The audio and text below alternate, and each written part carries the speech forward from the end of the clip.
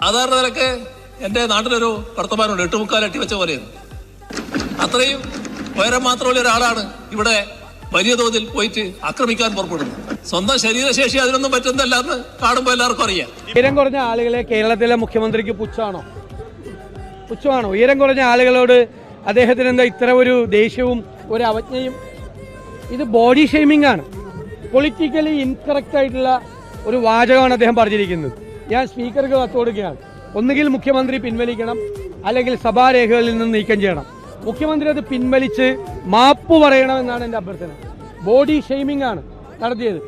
അതിനു മുമ്പ് പാർലമെന്ററി കാര്യ മന്ത്രി നമ്മുടെ ഉമാ തോമസിന്റെ രോഗത്തെക്കുറിച്ചും അവർക്ക് ആരോഗ്യമില്ലാത്തതിനെ കുറിച്ചും എന്നിട്ട് അവരെ മുമ്പിൽ നിർത്തിയിട്ടാണ് നമ്മൾ അവരെ കവചമാക്കിയിട്ടാണ് സമരം ചെയ്തതെന്ന് പറഞ്ഞു.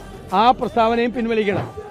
അവര് ആരോഗ്യവതിയായിട്ടാണ് നിയമസഭയിലേക്ക് വന്നിരിക്കുന്നത്. അവരുടെ ആരോഗ്യത്തെക്കുറിച്ച് പാർലമെന്ററി കാര്യമന്ത്രി പ്രത്യേകിച്ച് ഉത്കണ്ഠപ്പെടേണ്ട.